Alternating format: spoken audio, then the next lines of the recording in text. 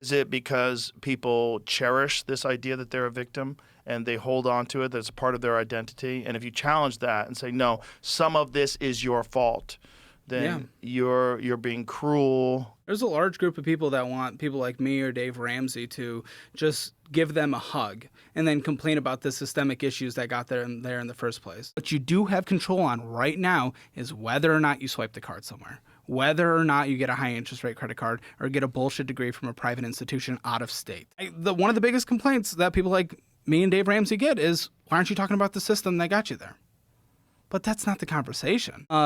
So the average person can actually budget and take some personal responsibility instead of just falling on the victim mindset. So you get your accounts connected and you get to immediate insights that show where your money's going, what you can do to actually improve your life, and the steps you need to take. So we just built something simple that just shows people immediately where their money's going and what they need to do to change. So his philosophy is correct. But what we try to teach people on my show is that change the behavior that got you in that first stack in the first place.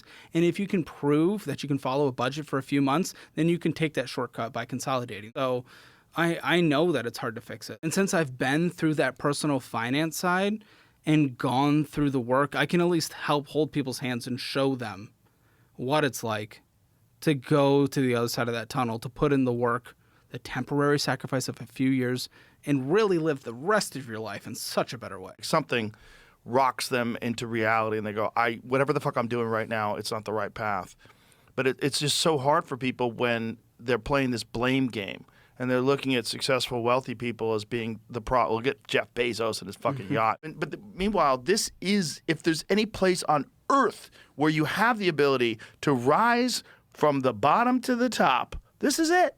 And like, you have to spend less time playing video games, less time smoking weed, less time doing nonsense, and more time plotting your fucking future.